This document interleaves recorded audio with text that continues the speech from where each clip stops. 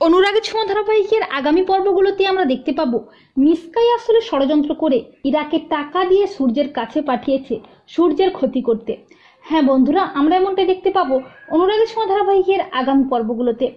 মিসকা জেলের মধ্যে থেকে ষড়যন্ত্র করে ইরাকে টাকা দিয়ে সূর্যের ছবি দেখিয়ে বলে যে ডক্টর সূর্য সেনগুপ্তের খোঁজ করে ওনার কাছে পৌঁছে প্রেমের নাটক করে ওনাকে ফাঁদে ফেলতে হবে, আর সূর্য যাতে কোনোভাবে ওখান থেকে পালাতে না পারে, আর দীপা যাতে কোনোভাবেই সূর্যের খোঁজ করে সূর্যের কাছে পৌঁছতে না পারে সেই ব্যবস্থাও করতে হবে।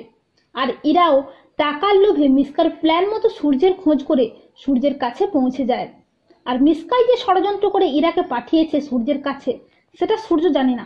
এরপর ইরা সূর্যকে বন্ধুত্বের হাত বাড়িয়ে দেয়, আর সূর্য ইরা ও মিসকার ষড়যন্ত্র বুঝতে না পেরে ইরার সাথেই বন্ধুত্ব করে। এরপর সূর্য যখন রোগী দেখছে তখন হঠাৎই ইরার ফোনটা বেজে ওঠে।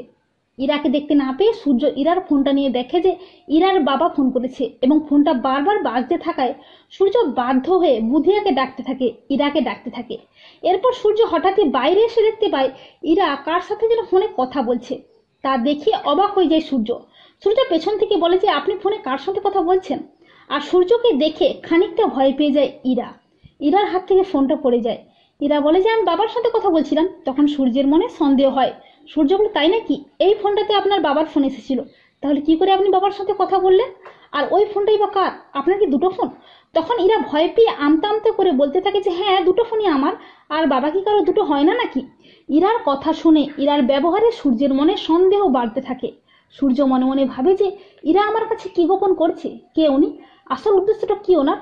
তো বন্ধুরা, তোমাদের কি মনে হয় সূর্য কি কোনোভাবে ইরার আসল উদ্দেশ্যটা জানতে পারবে, আর সত্যিই কি ইরাকে মিসকাই ষড়যন্ত্র করে পাঠিয়েছে সূর্যের কাছে? কমেন্ট করে জানিয়ে দাও তোমাদের মতামতটি।